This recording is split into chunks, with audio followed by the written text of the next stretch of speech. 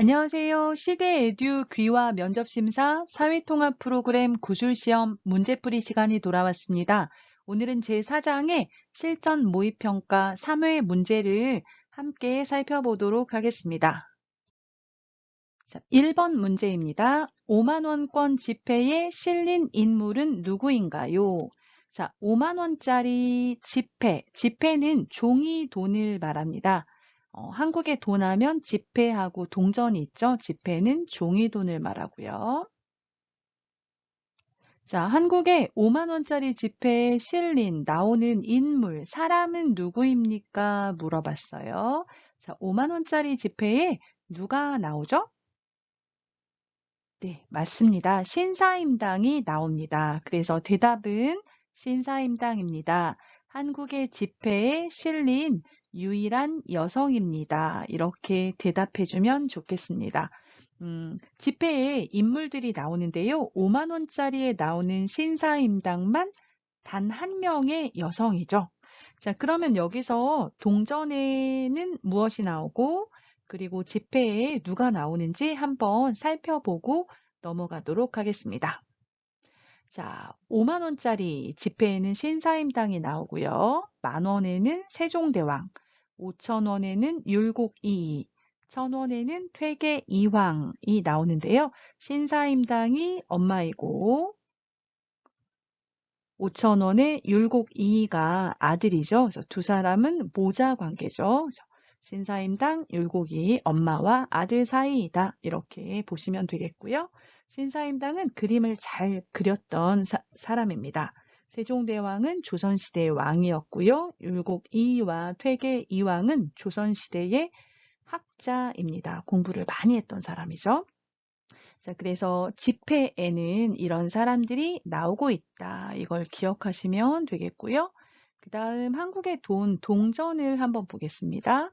자, 한국의 돈, 동전에는 500원에는 두루미라는 새가 나옵니다. 두루미가 나오고요. 100원에는 이순신 장군이 나옵니다. 그리고 50원에는 한국 사람들이 밥을 해서 먹는 쌀, 벼 이삭이 나오고요. 10원에는 경주 불국사에 있는 다보탑 그림이 나옵니다. 그래서 한국의 지폐와 동전에 어떤 사람이 또 어떤 것이 나오는지 그려져 있는지 여러분이 함께 기억하시면 좋겠습니다. 2번 현충일의 국기 개양법에 대해 설명해 보세요. 자, 현충일에는 조기를 개양합니다. 조기 개양이란 기봉에서 태극기의 세로 길이만큼 아래로 내려서 다는 것을 말합니다. 여러분이 아마 그림을 보시면 잘 이해가 되실 거예요. 자, 먼저 현충일이 어떤 날인지 한번 알아보겠습니다. 자, 현충일은 나라를 지키기 위해 자신의 목숨을 바친 순국 선열을 기리는 날이므로 조기개양을 한다. 자, 현충일은 6월 6일이에요. 그쵸? 6월 6일이고요. 한국에서는 1950년 6월 25일에 6.25 전쟁이 있었어요. 그쵸? 1950년 6월 25일에 한국전쟁, 또 6.25 전쟁이라고 하는데요. 자, 북한이 남한을 침략해서 3년 동안 전쟁이 이루어졌습니다. 이때 나라를 지키기 위해서 한국의 많은 군인들이 자신의 목숨을 바쳐서 죽었다는 얘기죠. 나라를 위해서 죽었어요. 목숨을 바친 이런 순국 선열들을 기억하기 위해서, 기념하기 위해서 이제 태극기를 다는데요.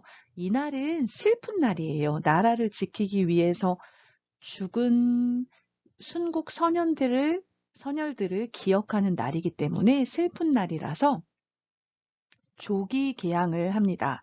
자, 조기 개양은 뭐냐면요. 이게 기뽕이에요. 기뽕.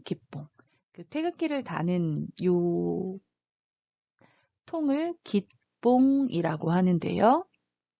자, 기뽕에서 태극기의 세로 길이만큼 어떻게 아래로 내려서 아래쪽에 태극기를 달도록 하고 있어요. 이걸 조기 개양이라고 하죠. 자, 그래서 기뽕에서 태극기의 세로 길이만큼 아래로 내려서 다는 것을 조기 개양이라고 하고 현충일에는 태극기를 이렇게 달도록 하고 있습니다. 3번 한국을 코리아라고 하는데 그 이유는 무엇인지 설명해 보세요. 자, 한국의 영어 이름이 코리아죠, 코리아. 대한민국, 한국과 코리아 하나도 글자가 같지가 않아요. 그런데 왜 한국의 영어 이름을 코리아라고 할까? 그것에 대한 질문이네요. 자, 대답을 보겠습니다. 고려는 바다를 통해 여러 나라와 교류를 했습니다. 그중 아라비아 상인들이 고려를 코리아라고 발음하던 것이 굳어져 한국의 영문 국가명이 되었습니다.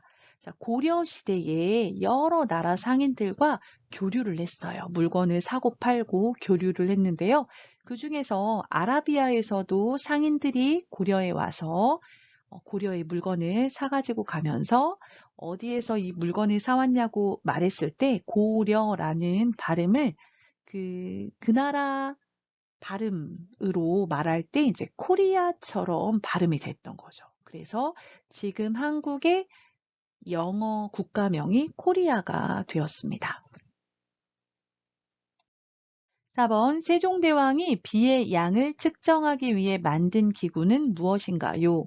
자, 비가 얼마나 오는지 비의 양을 측정하다, 재기 위해서 세종대왕이 기구를 만들었는데요. 그 기구의 이름은 측우기입니다. 자, 측정하다, 재다 그런 뜻이고요. 측정하다, 우가 비라는 뜻이에요. 한자 비, 비를 우라고 하거든요. 그래서 측우기는 비의 양을 측정하는 기구이다. 그런 얘기죠. 이 밖에도 세종대왕은 문화와 과학기술의 발달에 관심이 많아서 여러 가지 기구를 만들었습니다.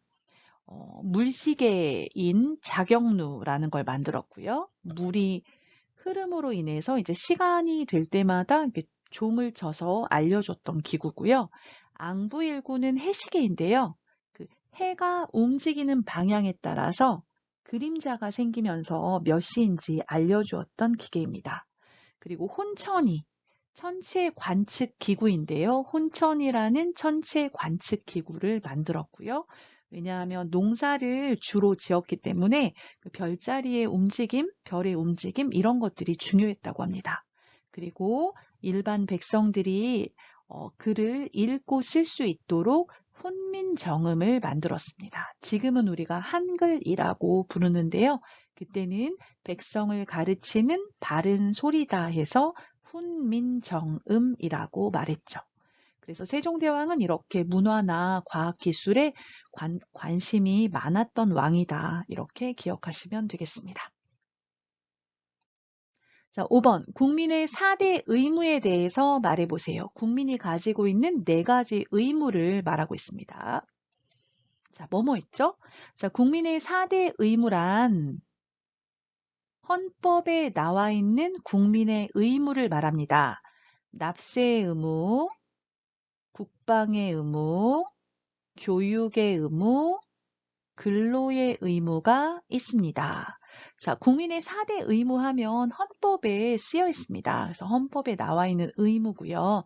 대한민국 국민으로서 꼭 해야 하는 일. 의무는 내가 하고 싶지 않더라도 꼭 해야 하는 일입니다. 그래서 첫 번째는 납세, 세금을 내야 돼요. 세금을 납부하다, 세금을 내다, 납세의 의무가 있고요. 두 번째는 국방의 의무가 있습니다. 이것은 나라를 지키다 이런 얘기죠. 여러분이 조금 조심하셔야 되는 게 국방의 의무는 남자에게만 있는 게 아니라 모든 국민에게 있습니다. 남녀 모두에게 있어요. 자, 그다음 세 번째는 교육의 의무가 있는데요. 자녀를 둔 부모님은 자녀에게 초등학교 6년, 중학교 3년, 이렇게 9년 동안 자녀를 교육을 시킬 의무가 있습니다. 네 번째는 근로의 의무가 있는데요. 근로의 의무는 일을 해야 한다는 거예요. 자신이 가지고 있는 능력 안에서 할 수 있는 일을 찾아서 스스로 생활을 하도록 하는 걸 말하는 거죠. 그래서 국민의 4대 의무 하면 납세의 의무, 국방의 의무, 교육의 의무, 근로의 의무가 있다. 이렇게 대답을 하시면 되겠습니다. 6번 국민의 대표인 국회의원들이 모여 나라의 중요한 일을 결정하고 정부의 일을 감독하며 법률을 만드는 기관은 어디인가요? 자, 여러분이 이 질문을 들으시면서 국민의 대표예요? 누구? 국회의원들. 국회의원이 모여서 나라의 중요한 일을 결정하고 정부의 일을 감독하면서 뭘 만들어요? 법률을 만드는 기관. 자, 법률하면 법을 말합니다. 법을 만드는 기관. 입법부를 말하죠. 한국의 입법부는 어디예요? 네, 국회입니다. 자, 우리가 국회라고 부르는 곳에서 대표적으로 하는 일이 법을 만드는 거죠. 그래서 한국의 입법부는 국회입니다. 자, 그러면 여기서 한국의 국가 권력을 3개 기관으로 나누어 놓고 있어요. 그쵸? 뭐뭐뭐 있었죠? 기억나세요? 자, 한국은 국가 권력을 입법부, 행정부, 사법부 이렇게 3개로 나누어 놓고 있어요. 이걸 뭐라고 하냐면 삼권 분립이다 이렇게 말하죠. 권리를 3개로 나누어서 세워놓았다. 자, 첫 번째, 여기 문제에 나오는 거예요. 입법부, 한국의 입법부는 국회입니다. 주로 하는 일이 법을 만드는 기관이죠. 법을 만들어요. 자, 행정부는 우리가 또 다른 말로 정부라고 부르는데요. 대통령이 대표이고요. 국민에게 필요한 정책을 만들어서 직접 집행을 하는 곳이죠. 그래서 나라 살림을 이끌어가는 기관을 행정부라고 합니다. 이 정책은 입법부에서 만든 법에 의해서 법 아래에 정책이 만들어지는 거죠. 세 번째 기관은 사법부예요. 사법부는 우리가 법원이라고 부르는데요. 이 법원에서는 법을 해석하고 적용합니다. 각각의 사건에 대해서 법을 지켰는지 어겼는지 또 어떤 처벌을 해야 할지 법을 해석하고 적용하는 기관이죠. 그래서 한국은 국가 권력을 입법부, 행정부, 사법부 이렇게 3개로 나누어 놓고 있다 기억하시면 좋겠습니다. 자, 7번. 법을 지키는 사람이 없다면 어떻게 될지 설명해 보세요. 자, 준법 정신과 관계가 있는 문제입니다. 자, 법을 지키는 사람이 없다면 사회는 심각한 무질서 상태가 되면서 혼란이 발생할 것입니다. 사람들은 누군가에 의해서 피해를 입을지도 모른다는 불안 속에서 하루하루를 살아갈 것입니다. 그러므로 모든 사람이 안전하고 편안하게 생활하기 위해서는 법을 꼭 지켜야 합니다.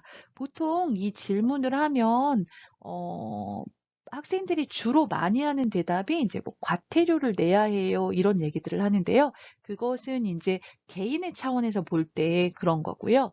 사회 전체적으로 볼 때는 사람들이 법을 지키지 않아요. 이건 무슨 얘기냐면 법을 지키지 않는다는 건 범죄가 일어난다는 거죠. 여러분, 범죄가 일어난다고 한번 생각해 보세요. 우리 한국에서는 새벽 3시, 4시에도 편의점에 가서 물건을 사올 때 막 무섭거나 그러지 않아요. 왜냐하면 상당히 안전한 편이라고 평가를 하거든요. 그런데 이런 우리가 지켜야 하는 질서 또는 규칙 이런 것들을 지키지 않는다면 밖에 나갔다가 내가 누군가에게 피해를 당할 수 있는 상태가 될 수 있다는 거예요. 그래서 일단은 이제 심각하게 질서가 없는 상태, 무질서, 질서가 없다 그 얘기죠. 질서가 없는 상태가 되겠고요. 뭐 하다못해 예를 들어 쓰레기를 버리는 것도 규칙에 따라서 버리지 않고 아무렇게나 쓰레기를 막 버린다고 생각해 보세요. 그러면 여러분이 길거리를 지나갈 때 더러운 냄새가 날 수도 있고 자동차를 운전해서 갈 때 길에 쓰레기가 있어서 운전하기가 어려울 수도 있거든요. 또는 밖에 나갔다가 강도를 만나거나 뭐 소매치기를 당하거나 이런 일들이 생길 수 있는 거잖아요. 그래서 무질서 상태가 되면서 사회가 혼란스러워질 것이다. 사람들이 혼란스러워질 것이다. 이렇게 이야기하시면 되겠고요. 그래서 이런 무질서, 혼란이 계속되면 밖에 나갈 때 사람들은 어떻게 생각해요? 누군가에 의해서 피해를 입을지도 모른다라는 불안감, 불안 속에서 하루하루를 살아가게 되겠죠. 그래서 나의 안전과 다른 사람의 안전을 위해서 우리는 법을 꼭 지켜야 한다. 이렇게 말하고 있습니다. 자, 8번 보겠습니다. 환경 오염을 막기 위해 우리가 해야 할 일을 말해보세요. 자, 쓰레기는 분리수거해야 하며 일회용품 사용을 줄이고 비닐봉투 대신 장바구니나 보온병을 사용해야 합니다. 자, 환경 오염하면 여러 가지가 있습니다. 공기가 오염되는 대기 오염도 있고요. 그리고 물이 오염되는 수질 오염도 있죠. 수질 오염도 있고요. 그리고 땅이 오염돼요. 토양 오염.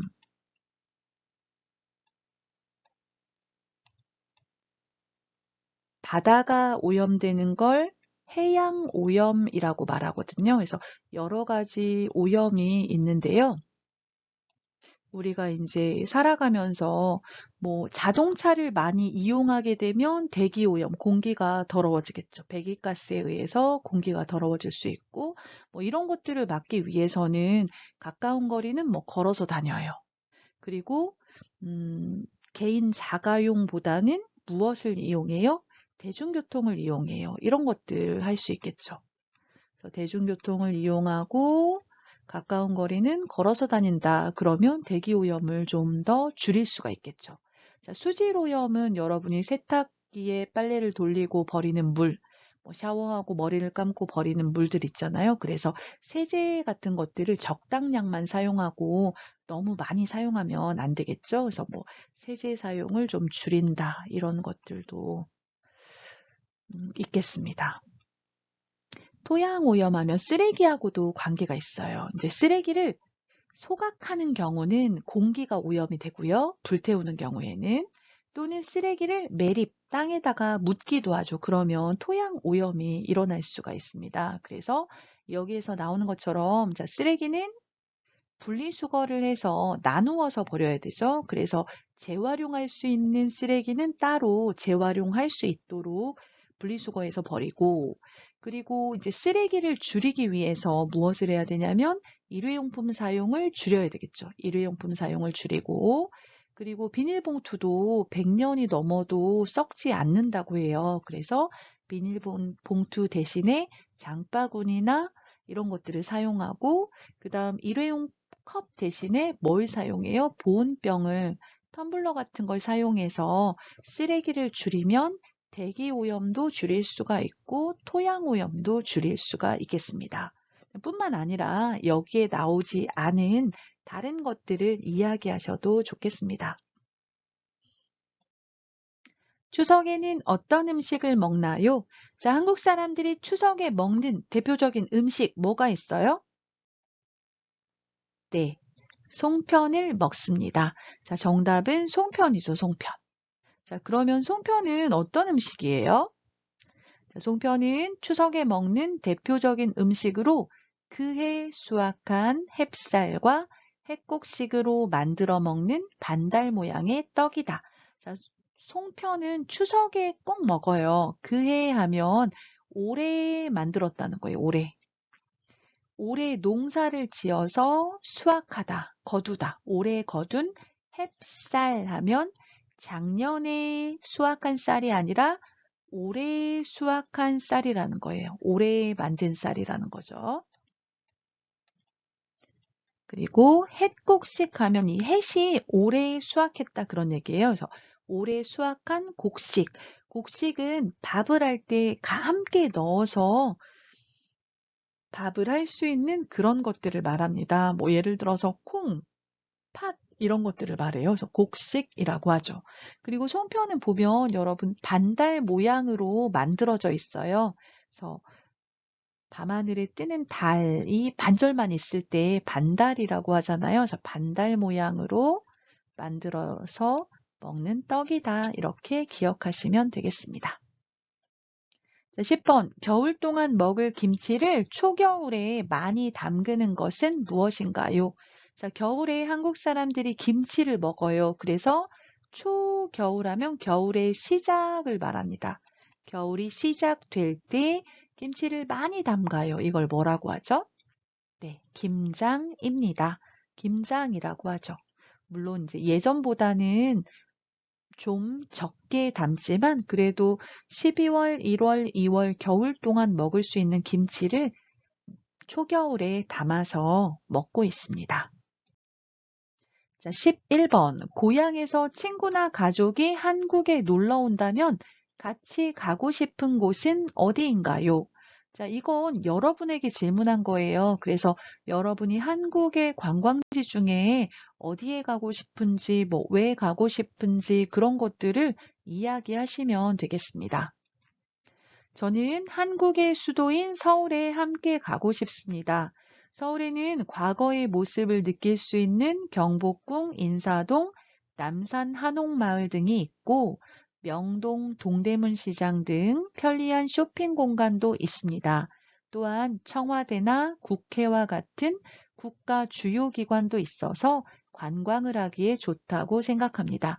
자, 이 사람은 서울에 여행을 가고 싶다고 했어요. 서울에는 과거 역사적인 어떤 모습을 느낄 수 있는 경복궁, 인사동, 남산 한옥마을도 있고 그 다음 쇼핑도 할 수 있어요. 편리한 쇼핑 공간인 명동 동대문 시장도 있고 또 대한민국을 대표하는 청와대 국회 같은 국가 주요 기관도 있어서 관광을 하기에 좋다고 생각합니다. 이렇게 말하고 있네요. 그래서 여러분이 함께 가고 싶은 곳, 서울이 아니어도 제주도에 함께 가고 싶습니다. 왜 그런지 함께 이야기하시면 되겠습니다. 12번. 조선시대의 문화유산이 잘 보존되어 있는 안동의 역사적인 마을은 어디인가요? 자, 조선시대의 문화유산이 그대로 보존되어 있는 안동에 있는 역사적인 마을 어디예요? 안동 하회마을입니다. 자, 조선시대 하면 유교 사회였어요. 유교 문화였죠. 이 유교 시대의 어떤 모습을 많이 가지고 있습니다. 자, 안동 하회마을은 경상북도 안동에 있는 역사마을인데요. 자, 여기에는 기와집과 초가집이 옛 모습 그대로 잘 보존되어 있고요. 유네스코 세계문화유산으로 지정이 되어 있습니다. 그리고 이제 여기서는 그 유교 문화 그대로 제사를 지내는 모습이라든지 여러 가지 생활 모습을 좀 살펴볼 수가 있죠. 그래서 여러분도 시간이 되시면 한번 안동 하회마을에 방문해 보는 것도 좋을 것 같습니다. 13번. 강원도의 대표적인 관광지를 말해 보세요. 우리가 5단계 기본 과정에서도 지역별로 마지막에 지리 부분에서 이제 특징들을 공부했는데요. 여기서는 이제 강원도가 나왔네요. 자, 강원도에는 설악산, 오대산, 동해 등의 관광지가 있습니다. 설악산과 오대산은 아름다운 경치로 유명합니다. 동해는 바닷물이 맑아 경포대, 낙산 등의 해수욕장이 많습니다. 자, 강원도의 대표적인 관광지 하면요. 산과 바다가 함께 있어요. 그래서 강원도에는 설악산, 오대산과 같은 아름다운 산이 있고요. 동해 바다가 있죠. 그래서 보면 설악산, 오대산, 동해 등의 관광지가 있습니다. 설악산과 오대산은 아름다운 경치로 유명합니다. 경치가 아름답고요. 동해 바다는 여러분 모래사장으로 이루어져 있어요. 그래서 되게 깨끗해요. 바닷물이 깨끗해요. 맑아요. 맑고 파랗고 그러거든요. 그래서 동해는 모래사장으로 이루어져서 바닷물이 맑아 경포대, 낙산 등 해수욕장이 매우 많이 있습니다. 해수욕장이 발달되어 있죠. 그래서 여름철에도 여름 휴가로 강원도에 관광을 가는 여행을 가는 사람들이 많습니다. 14번. 한국과 무역을 제일 많이 하는 나라는 어디인가요? 자, 무역하면요. 수출과 수입을 무역이라고 합니다. 외국에 우리나라의 물건을 판매해요. 또는 외국에서 물건을 사가지고 와요. 수입과 수출을 무역이라고 하는데요. 여러분 아마 시장이나 마트에 나가보시면 느끼실 거예요. 어느 나라 물건이 제일 많아요? 중국 물건이 많죠. 그래서 한국과 무역을 제일 많이 하는 나라는 중국입니다. 이렇게 대답하시면 되겠습니다. 15번. 독도가 일본 땅이라고 알고 있는 친구에게 어떻게 설명해야 하나요? 자, 독도의 행정구역은 경상북도 울릉군으로 현재 한국의 영토에 속한 섬이라는 것을 알려주겠습니다. 또한 6세기 신라 지증왕 때부터 독도가 한국의 영토임을 증명해주는 많은 문헌들이 있다는 것을 설명하겠습니다. 자, 독도는 지금 대한민국에서 경상북도 울릉군에 소속이 되어 있어요. 경상북도에 있는 섬이죠. 그리고 6세기 아주 오래전이에요. 신라 시대 지증왕 때 그때의 그 자료들을 보면 독도를 한국 영토로 이렇게 표시해 놓은 지도들이 있어요. 그래서 그때부터 보면 독도가 한국 땅이었다는 거죠. 그래서 이런 사실을 가지고 독도가 일본의 땅이 아니라 한국의 땅이다. 이렇게 설명을 하겠다라고 말하면 되겠습니다. 오늘 귀화 면접심사 준비를 위한 15문제를 함께 풀어보았습니다. 여러분 어떠셨는지 모르겠어요. 도움이 되었다면 좋아요와 구독 눌러주시고요. 저는 또 다음에 좋은 문제 가지고 여러분 찾아뵙도록 하겠습니다. 감사합니다.